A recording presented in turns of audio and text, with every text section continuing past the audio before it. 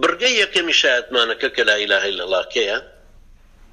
بەلا ئیلاهە ئیلا الله کە ئەوترە وشەی تەوحید چونکە ئیعترافکردنە بەوەی کە خوای پەروەردگار یەکە لە پەروەردگارێتیە یعنی لە کردگارێتی خەلق لە خاوەنێتی لە مولک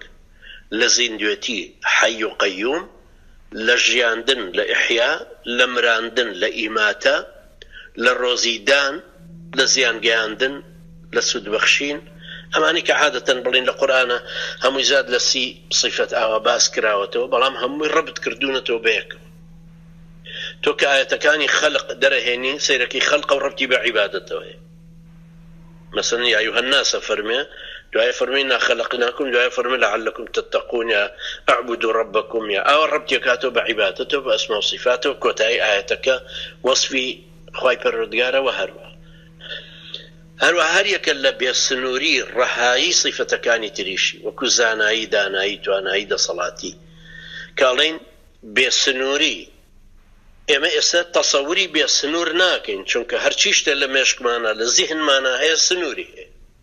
ئەوە ئازای لەو ئازاتر هەیە ئەوە زیرەکە لەو زیرەکتر هەیە ئەوە قورسە لەو قورستر هەیە ئەوە دوورە لەو دوورتر هەیە ئەوە ڕووناکە لەو ڕووناکتر هەیە بۆیە شتی بێ سنوور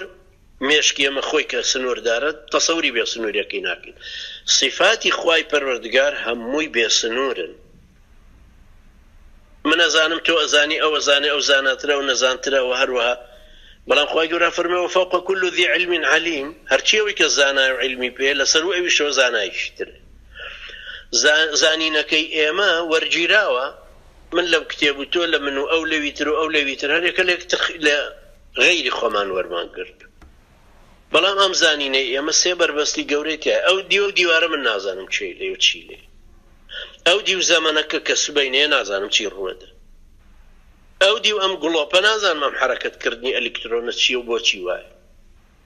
ماهیەتی شتەکەش نازانم ئەم سێ پەردەیە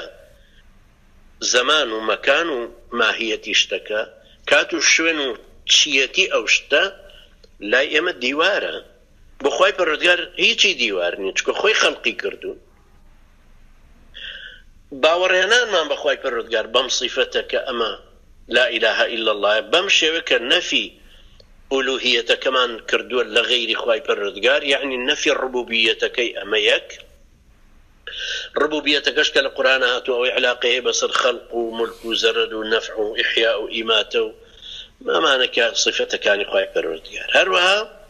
کاڵین لا ئیلاهە ئیلا الله ئیعترافە بەوە کە خوای گەورە تاکو تەنهایە و یەکە لە خوایەتیەکەیە خوایەتیەکە بریتیە لە چی یعنی ئەم خوای پەروەردگاری کە کردگارە و خاوەنە و زیندووە و ژیانەرە و مرێنەرە و ڕۆزیدەرە و ئەمانە شایەنی پەرستنە پەرستنەکەش چۆن بۆی تەقدیمەکەین دروشمەکانی پەرستن ئەشێ بە دڵ بێ وەکو ئیخلاص تەوەکل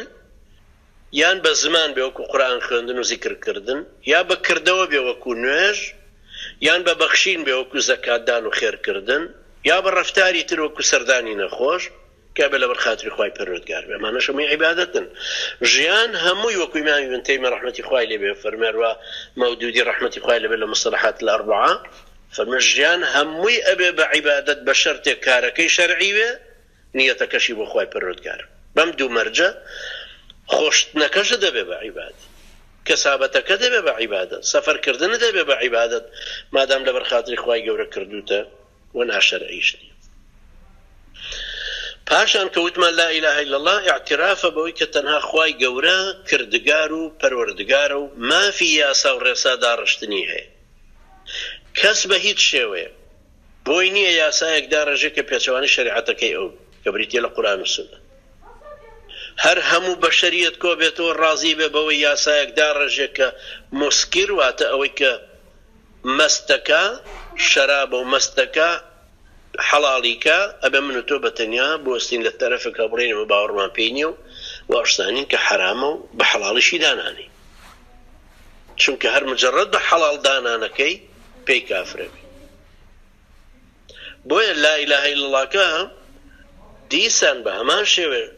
شاهدیدانە بەوەی کە خوای گەورە وەکو چۆن کردگارە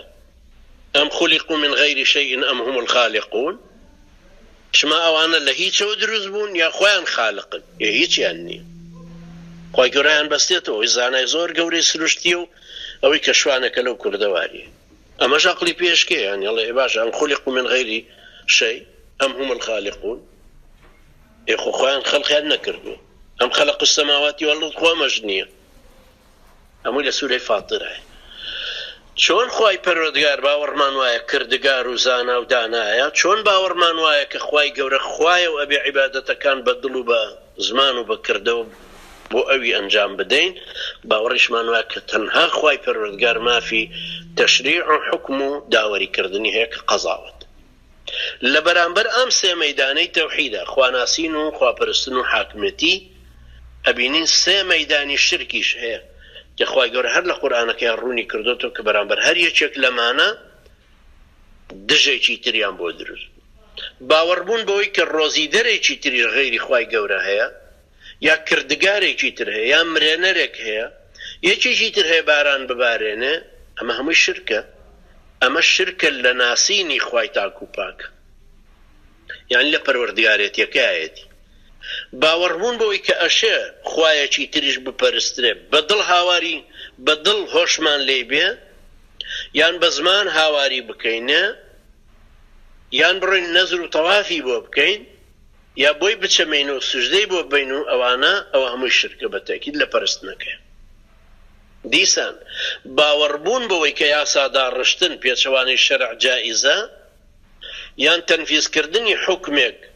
بە هەوا و هەوەس و ڕەغبەتی یەکێک هاتووە خلافی شەریعەتی خوای گەورە هەر شرکە بۆ یەکەمیان لە سوورەی شورایە ئەفەرمێ لە ئاەتی 21 ئەم لەهم شرەکاء شرعوا لهم من الدین ما لم يأذن به الله بۆ حکمی کوفری ئەو کەسێک کە حکمەکەی کردووە بغير ما أنزل الله لما إذا فرمي ومن لم يحكم بما أنزل الله فأولئك هم الكافرون بۆ داوەری نەبردنە لای شەرع و بردنی بۆ لای تاغوتێکی تر هەوا و هەوەسێکی تر حاکمێکی تر یاسا و ڕێسایەکی جاهلی لە ئاەتی 6 سورەی نیساء فەرمێ ئەلەم تەڕ إلى الذين يزعمون أنهم آمنوا بما أنزل إليك وما أنزل من قبلك يريدون أن يتحاكموا إلى الطاغوت وقد أمروا أن يكفروا به ويريد الشيطان أن يضلهم ضلالا بعيدا مەگەر نابینی دەو کەسانێک کە ئیدعای ئەوە ئەکەن کوایە باوەڕیان بە جەنابەت هێناوە باوەڕیان بەو شەریعەتانە هێناوە کە لە پێش جەناب تا هاتۆتە خوارەوە بەڵام لە هەمان کاتە ئەیانەوێت داوەری خۆیان بۆ یەکلایی کردەوەی کێشەکانیان ببەنە لای تاغوت تاغوت لێرەیە ئەو کەسەیە کە شەریعەتێکی غەیری خوا غەیری شەریعەتی خوا تەنفیزەکە قازیەکە داوەرێکە حاکمێکە جا ئایا حکم بکە یان هەر قەزیەکە یەکلایی بکات یان ڕێسایەک داڕێژێ بە یاسا داڕشتنەکە و بە یاسا تەنفیزکردنەکە و بە داوەری هێنانەوە بۆ لای یاسا جاهیلیەکە هەر پێی کافرێ بکە سێ حکم ئەگرێتەوە سێ ئەمانە شرکن شرک لە ناسینی خوای گەورە شرک لە پەرستنی خوای گەورە شرک لە حاکمیەتی خوای گەورە هەر کەسێک باوەڕی وا بێ یان ممارەسەیان بکە کافرە بێت و پێی وەلە دین و ئومەتی ئیسلامە چێتە دەرەوە ئەمە خودی شایەتمانەکە کە لە سەرەتاوە لێ نەشهد وە لا ئیلاها ئیلا الله